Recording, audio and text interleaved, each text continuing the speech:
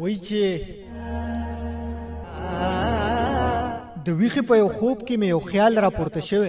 ویخې په یو خوب کې مې یو خیال را پورته شوی تعبیر یې زنګومه لکه ټال را پورته شوی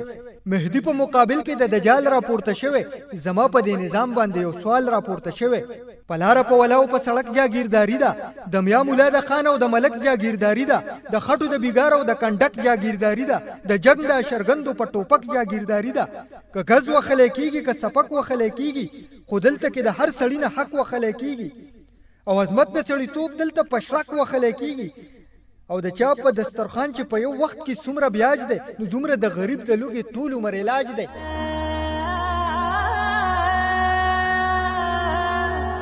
د چا په دسترخوان چې په یو وخت کې څومره بیاج دی نو دومره د غریب د لوږې ټول عمر علاج دی طبقات دي تضادات دي اګری نګری دړون راج دی اې دې ته کو څوک وایي چې سماج دی دا سماج دی دا نظام پشمار کې د هاغلو ککرو نظام دا نظام د دوی لاس او زمونږ د مرو نظام دا نظام د دغه سو مړو سړي خورو نظام دا نظام په پوس کارپټ د حسي مشورو نظام نو قسم او د نیکونو او دنیا هر څه غلط دي کوید دی که ګوسپل دی که مونیا هر څه غلط دي تاریخ خو د خدای رک کی پسنګتیا هر څه غلط دي د دې نظام تادی مادي ګونیا هر څه غلط دي نو زما د دې ګونیا د سمولو منسوبه ده زما سره پتا سو کې د چا اراده ده نو چا د خپل دولت او سرمایې نه بوت جوړ کړی دی چا د خپل جاګیر او مرتبې نه بوت جوړ کړی دی چا د قام قبیله او عقیدې نه بوت جوړ کړی دی هر سړی د خپل نظریې نه بوت جوړ کړی دی نو ریچ پریچ کول به غواړي دا وهم او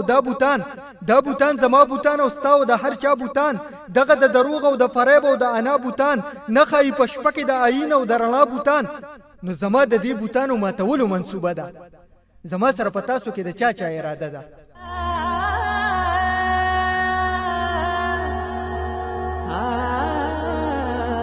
نو حاجی صاحب حج دې مبارک شه نه هر نوینه هر کال دې حج دې خو به کور در په در نوینه لار کوڅه کې خپیاب لخپی او سرتور سر نوینه ګناه دې ویني د غربت د وفا غر نوینه ستاد سرود د محفلونو نه قربان خانجی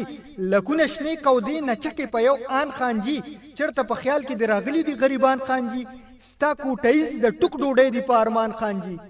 نو خاجی د خپل جنت او خوشاله په سیاریان خانجی د سرود او په پیاله په سیاریان دا دواړه ځان راغست په مسته په سیاریان بلها خلق د یو وخت په ډوډۍ په سیاریان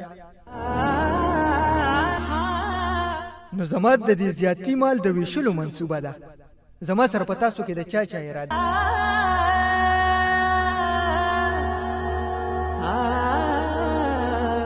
نو هغه چا چې وی چې وخت برازي کله برازي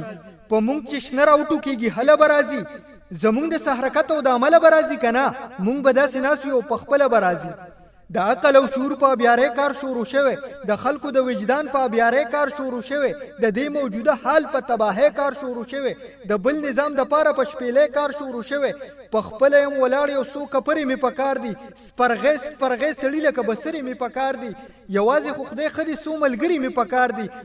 می پکار دي خو کمرې می پکار دي نو زما د بل بنیاد د خودلو منسوبه ده زما سره پتا سو کې د چا اراده ده